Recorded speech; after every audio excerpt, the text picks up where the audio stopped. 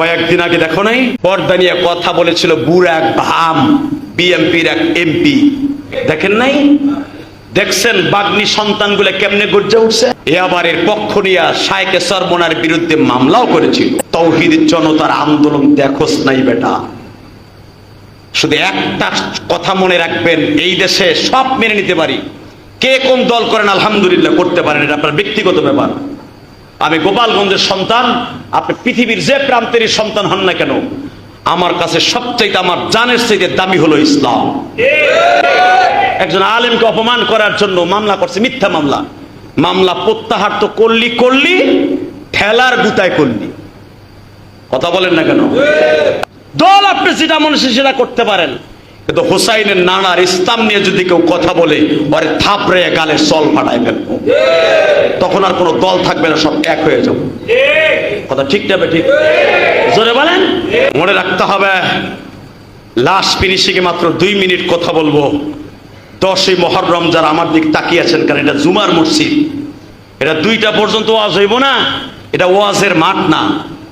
কারণ অনেকের বিয়ে শাদী থাকে, অনেকের অনেক কিছু থাকে। আমি যদি 2টা পর্যন্ত ওয়াজ করি, আপনি আমার দিকে আখ করে চাইয়া থাকবেন। কারা চাইয়া থাকবেন জানেন? যারা নিচতলায় বসেন। আর যারা উপরের তলায় বয়ে রয়েছেন, ওরা তো আর আমার দেখেন না, ওরা তো মাইকের আওয়াজের দিনে এমনি এমনি কইতেছেন, আর বিয়ে যাবো, হুজুর যে ওয়াজ শুরু করছে ও তো আজকে শেষ হইব না। এটা আমি জানি, কথা কর না কেন? আপনি যারা নিচে বসেন আগ করে রয়েছেন রসগোল্লার মতো, আর যেগুলা 2 তলা 3 তলায় বসে অরহনে বয়ে গিট্টু মারতাছে, শেষ করে না কে বিয়ে যাবো, বেড়া কি এটা ওয়াজের মাঠ পাইছেনি? কথা বলেন না কেন? এই জন্য আমার সব দিকে তাকাইতে হবে।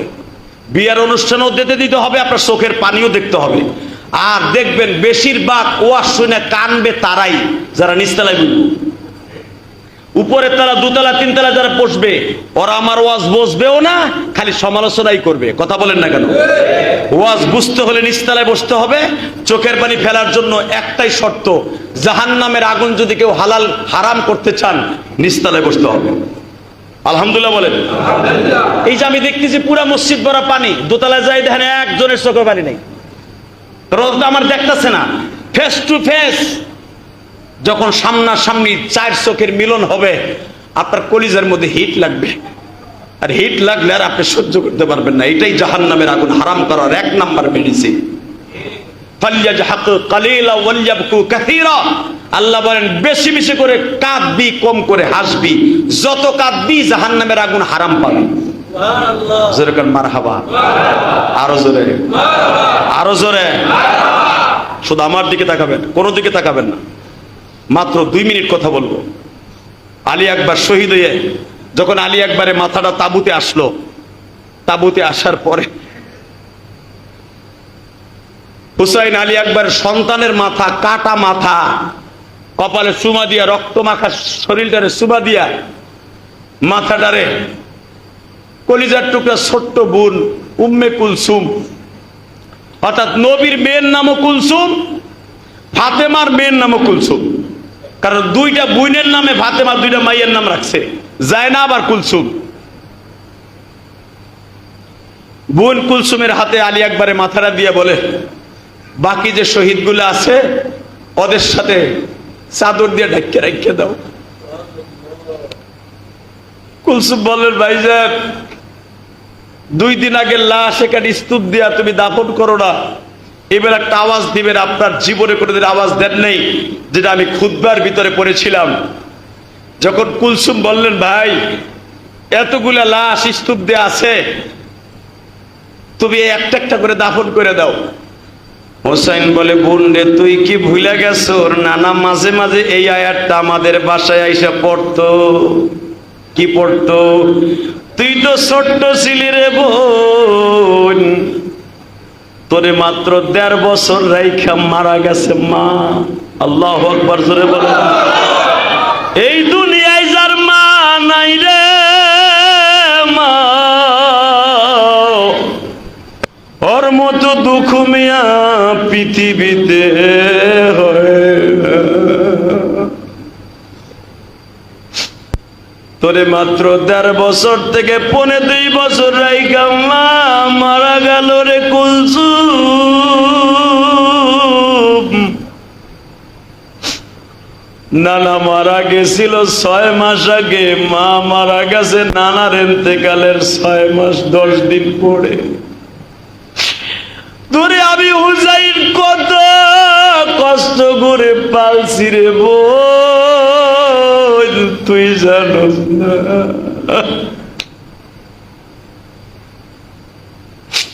তুই কুলসুম একটা দৌড় দিয়া মায়ের কবরের কাছে যাইয়া বলতি, মা গো মা,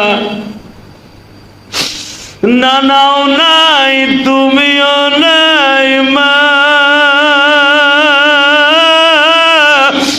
এই কুলসুমকে কে আদর করবে?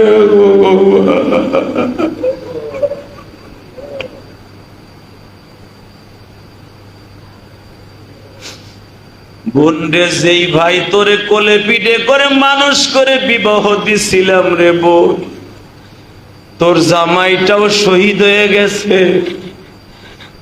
তোর ছেলেটাও শহীদ হয়ে গেছে। আমার মেয়ে সকিনার জামাই কাশেমও শহীদ হয়ে গেছে মা, মারাই খেয়ে গেছে। কুলসুম রে শোন, কি আমিও শহীদ হয়ে যাব? শত শত কুলসুম ভাইয়ের মুখটা যাইবে ধরে গয়, ভাই গো তুমি যদি শহীদ হয়ে যাও আমাকে তো তারা মাইরে ফেল।